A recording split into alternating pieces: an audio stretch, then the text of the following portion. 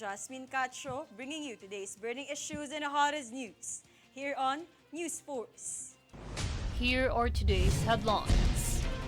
Airlines restore normal operations following air traffic management technical issues reported on New Year's Day.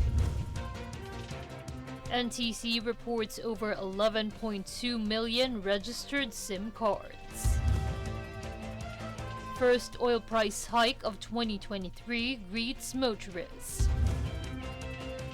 President Marcos Jr. visits China to bolster trade and investment ties. Senate seeks to promote youth service in government. U.S. TV News legend Barbara Walters dies at 93. Fair and balanced news. Comprehensive reports that will take you to the heart of the action.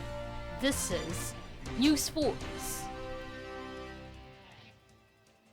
Airlines are now working on recovery initiatives to restore flights following the cancellation of flight operations due to the Civil Aviation Authority of the Philippines, or CAAP's technical glitch reported during New Year's Day. The technical issues either delayed, canceled, or diverted nearly 300 flights to and from Manila, wherein an estimated 56,000 passengers have been affected.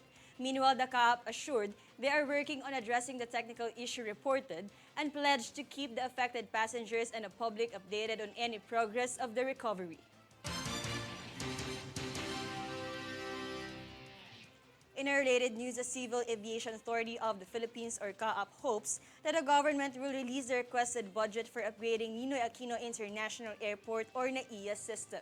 CAAP spokesman Eric Apolonio said they have asked for 120 million pesos for Air Traffic Management Center, or ATMC, spare parts to be fully functional in 2023. Recently, NAIA's communication lines were affected due to a power surge at the ATMC, where the system experienced a glitch that occurred for at least 10 hours. CAAP Director General Manuel Antonio expressed his sincere apologies to passengers and advised the airlines to add more flights.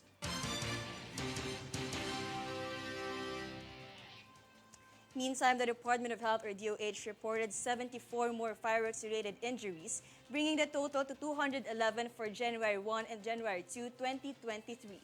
Max Legaspi fills us in with the details. The Department of Health, or DOH, reported 74 more fireworks-related injuries on Monday, bringing the total to 211 for January 1 and January 2.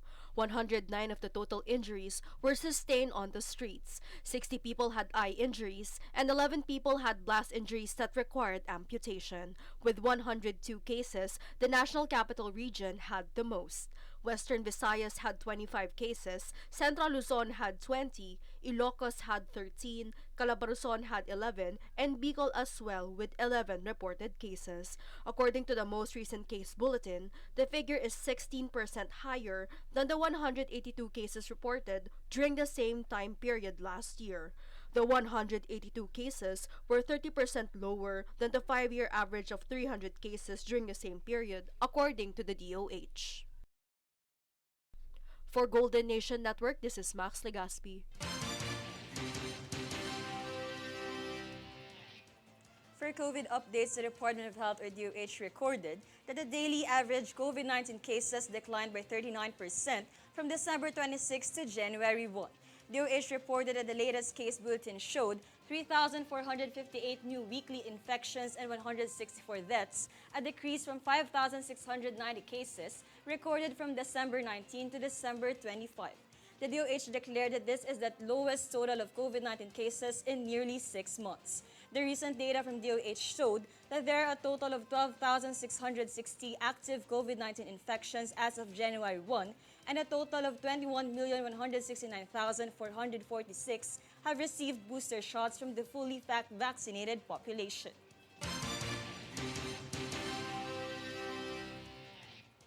Moving on, the National Telecommunications Commission, or NTC, reported that over 11.2 million SIM cards are presently registered in the country.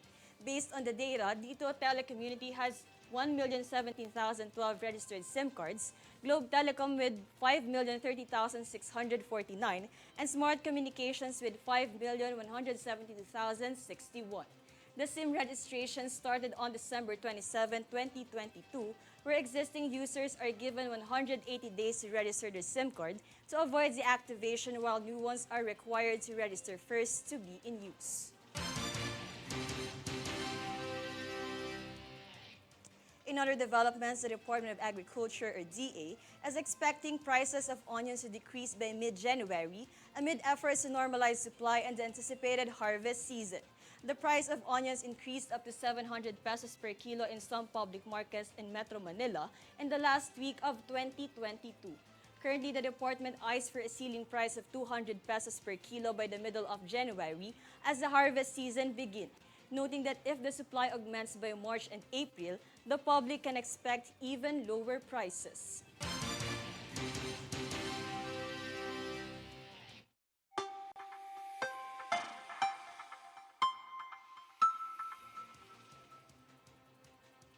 Weather updates. According to the Philippine Atmospheric, Geophysical and Astronomical Services Administration, or PAGASA, the trough of the low pressure area, or LPA, will continue affecting Visayas and Mindanao, and the northeast monsoon is affecting Luzon. With this, cloudy skies with scattered rain showers and thunderstorms will be felt in Visayas, Caraga, Davao region, northern Mindanao, Zamboanga Peninsula, and Palawan, while cloudy skies with rains is expected over Cagayan Valley, Cordillera Administrative Region, and Aurora. Additionally, partly cloudy to cloudy skies with light rains is possible in Metro Manila and the rest of Luzon.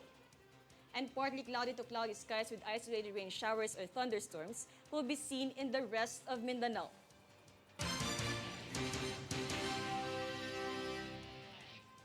Coming up next, a news force. President Marcos Jr. suspends PhilHealth premium rate hike for 2023.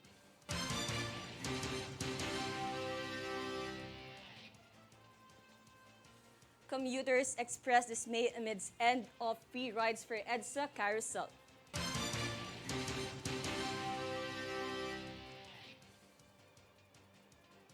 First oil price hike of 2023 grits motorists.